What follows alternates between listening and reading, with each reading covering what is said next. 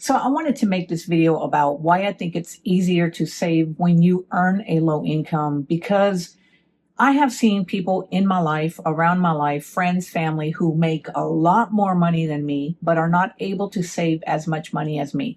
So I'm not trying to brag or do anything about this. I know everybody's finances is different, but in this video, I want to share with you guys how I've managed to save 10% of my pre-tax paycheck before I get my paycheck. It goes into the employee 401k. And then after my taxes or my net bring home pay, I'm able to save 83% of my paycheck. And on top of that, we're also saving at least 30% of my partner's paycheck every pay period. And I want to share with you guys how we do this and why I think sometimes it's easier to save when you have less money coming in than somebody who is accustomed to living on a higher income. So I hear it all the time, guys, that people can't save because they don't earn a lot of money. Well, I'm here to tell you that I don't earn a lot of money. I've never earned a lot of my money, but I have been doing a lot of research. I understand my dilemma where I am late to saving for retirement. I'm trying to reach a goal of at least a net worth of $500,000 so that we can enjoy our freedom and not be strapped to a day-to-day job. Now, don't get me wrong, guys. I'm very grateful that I have a job. It is the main reason that I'm able to save 83% of my income that goes towards retirement. But the truth is that one day we'd like to be able to break free from the chains. And if we were to retire today, we would have nowhere near enough to be able to retire. And we'd find ourselves going back to work in our older years.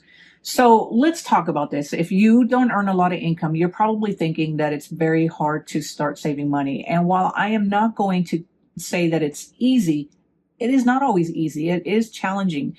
And the main thing that if you do earn a lot of money or you don't earn a lot of money, you have to first think about or look at your finances. Are you paying a lot of debt? If you are, guys, any debt that you have is going to hinder how much money you can save, because as soon as you get paid, the first thing that you're going to do is you're going to end up paying that debt because it has to be paid. Otherwise, you're going to be stuck with late charges, higher interest payments because you didn't pay on time. Trust me, I've been there, guys, where I was living paycheck to paycheck because I was constantly having to pay all this debt to other people. And that's why a lot of people say that when you have debt, you're a slave to the lender.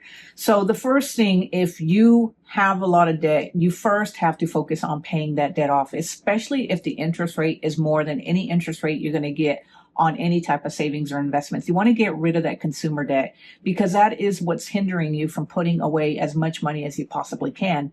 The second thing is that once you sit down, you know your budget, you're paying off your debt, and then you realize, okay, I can put more money into my investments. And if you're watching this, guys, you're probably a Gen Xer who's trying to catch up for retirement. Otherwise, you probably wouldn't be watching this channel, because that's what we talk about, is saving and investing and trying to catch up for retirement so that we can retire with dignity. And so once you realize, okay, I need to get serious about this if I really want to retire. I know nobody's going to take care of me. I have to do it. I have to do whatever it is that I have to do.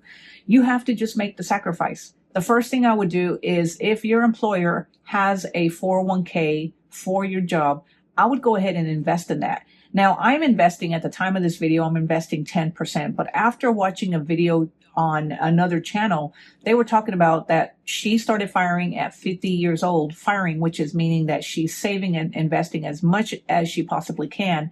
And you may have heard about the communities called FIRE, Financial Independence, Retire Early.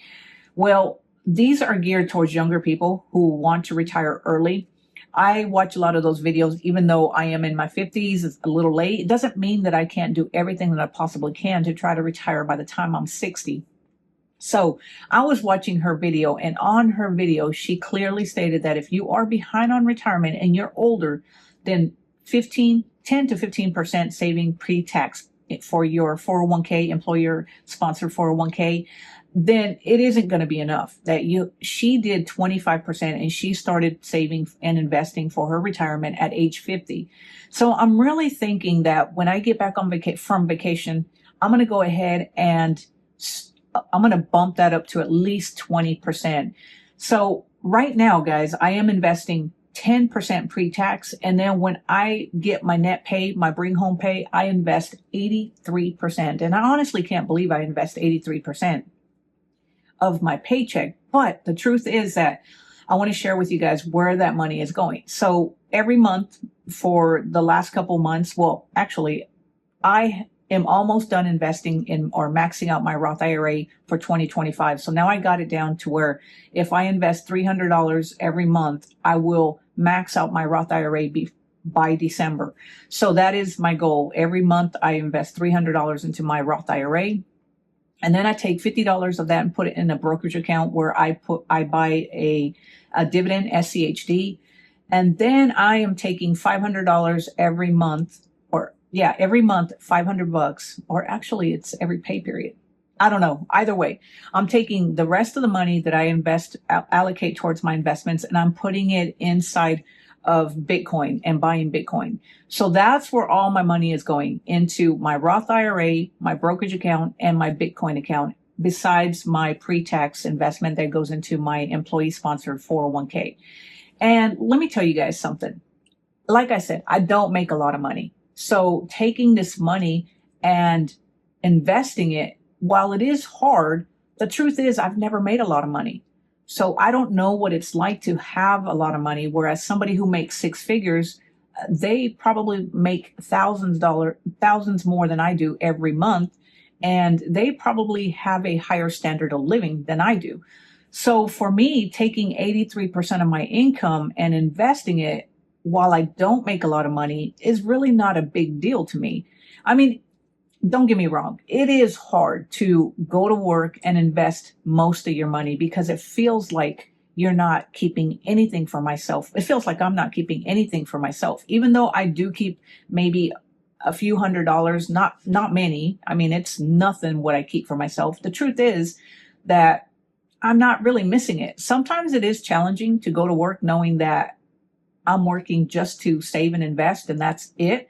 But the truth is that it is possible to do it. And I'm living proof because I don't make a lot.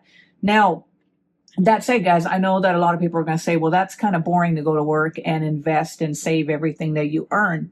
Well, yeah, it is. And if I could do it all over again and go back with the same mindset back to my 20s that I have now, the truth is that I would do it differently. And the best way to do it is to save and invest on a regular basis from a young age. But because I didn't do that, and I pulled out my 401k when I was in my 30s and had to start all over at age 46 from scratch, I now have to put myself in an uncomfortable situation, which means that I have to save more than the average person who has time for their money to compound over time, because investing shouldn't be having to shove everything in at last minute, trying to earn as much as you can in a short amount of time.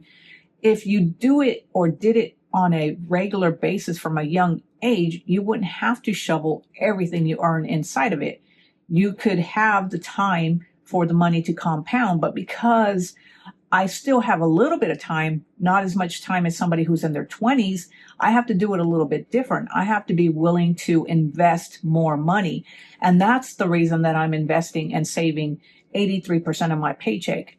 And like I said, guys, if you have a low income, sometimes that can be a blessing, because if you're not living paycheck to paycheck right now, and if you're not straddled with a bunch of debt, well, then investing your money isn't really a huge thing, because you've never made a lot of money. Because we all know that it doesn't really matter how much money you make. I mean, yeah, it would be great to make more money, but it's not a matter of how much money you make. It's a matter of how much money you keep.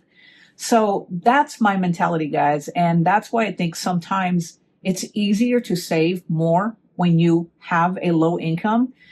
And if there's ways to make more income, guys, that's great too. Then it gives you more of a head start of being able to save more, as long as the money that you earn, more money, if you find ways to make more money, as long as you're not letting lifestyle creep come into your life where you're buying this or that. But I think that if you're watching this channel, guys, and you're serious about trying to catch up for retirement, I think that you're at a point where material things just really don't matter anymore. I mean, you've come to a point where you realize, okay, I bought all this stuff when I was younger. I know for me, I'm speaking on my behalf. I bought a lot of stuff when I was younger. Material things did matter to me back then. It wasn't until I went through bankruptcy several years ago, I'm talking of over a decade, that I realized that material things, they come and go. It doesn't matter. Now, at this point in my life, guys, I'm trying to get to a point where freedom matters more to me, where I can live life on my terms. And that's why I think I'm so grateful that we have always earned a low income, because we've never put ourselves in a position after I filed bankruptcy.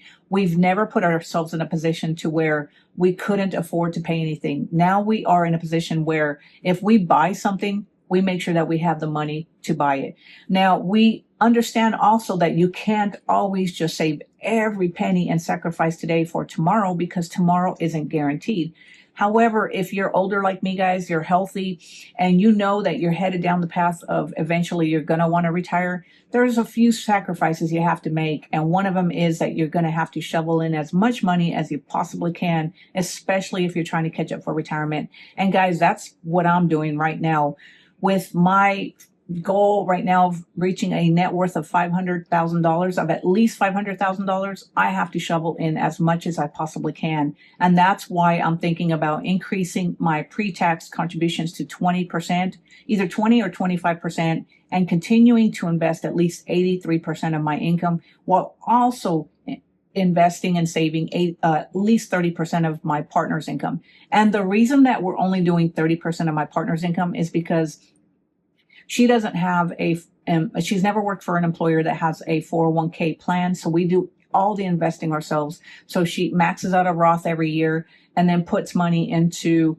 the brokerage account. So she doesn't have a lot of investing opportunities like I do. And I feel like if I max out my HSA as well as my employee sponsor 401k, or put in at least 25% of my employee sponsor 401k, which will not max it out for the year, but will invest as much as I possibly can in there, while also investing as much as we can of our paycheck.